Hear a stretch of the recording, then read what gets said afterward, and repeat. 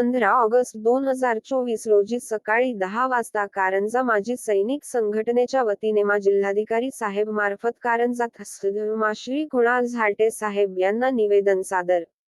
महाराष्ट्र शासनाने आयोजित केलेल्या सैनिक हो तुमच्यासाठी या महसूल पंधरवाड्यात सैनिकांचे प्रश्न सुटण्याऐवजी अकोला येथील कारगिल युद्धात छातीवर गोळ्या झेललेल्या माजी सैनिक श्री बुद्धपाल सदाशिवराव आनंदनगर बाजोरिया लेआउट अकोला व त्यांच्या परिवार यांच्यावर काही गुंड प्रवृत्तीच्या लोकांनी प्राणघातक हल्ला केला. अशा घटनांनी सैनिकांचे मनोबल ढासळल्याशिवाय राहणार नाही. अशा या गुंड प्रवृत्तीच्या आरोपींना त्वरित पकडून तुरुंगात टाकण्यात यावे व त्यांच्यावर कठोर कारवाई करण्यात यावी. यामुळे इतर लोकांना समज मिळेल की सैनिकांसोबत कसा व्यवहार करायला पाहिजे, अन्यथा माजी सैनिक चूप राहणार नाहीत. त्या समाजकंटकांना वेळीच शिक्षा झाली नाही तर संघटनेच्या वतीने तीव्र आंदोलन छेडण्यात येईल याची दक्षता प्रशासनाने घ्यावी. आज ही घटना अकोला जिल्ह्यात घडली, यावर वेळीच प्रतिबंध नाही लावल्यास ही महाराष्ट्राच्या इतर जिल्ह्यातही घडू शकेल. अशा घटनांनी सैनिकांच्या मनात प्रशासनाबद्दल रोष उत्पन्न होऊ शकतो व त्याचे पडसाद राज्यभर पसरू शकते.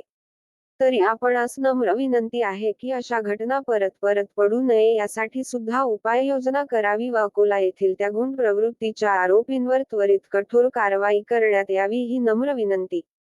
निवेदन देतेवेळी कारंजातील माजी सैनिक संघटनेचे सर्व पदाधिकारी हजर होते. त्यांच्या परिवारातील महिला मंडळी उपस्थित होते. या संदर्भात कॅप्टन अतुल एकघरे यांनी कारंजा अस्मिता न्यूजला दिलेली मुलाखत पाहूया. कारंजा अस्मिता न्यूज करिता महेंद्र गुप्ता, मुख्य संपादक कारंजा लाड. एका कारगिल युद्धात छातीवर गोळ्या झेललेल्या माजी सैनिकांनी त्याच्या पत्नीवर प्राणघातक हल्ला करण्यात आला. त्याच्या निषेधार्थ आज आम्ही माननीय तहसीलदार साहेब मार्फत जिल्हाधिकारी वाशिम कार्यालय येथे यांच्याकरिता निवेदन सादर केलेलं आहे. एकीकडं महसूल विभागाकडून सैनिक हो तुमच्यासाठी हा पंधरवाडा साजरा करण्यात येत आहे. दुसरीकडं कारगिल युद्धात सामील असलेल्या एका योद्ध्यावर काही गुंड प्रवृत्तीचे प्राणघातक हल्ला करतात. ही खूप निषेधार्थ बात आहे. असे हल्ले जर होत असतील तर सैनिकांनाही त्यांची पावलं उचलावं लागतील.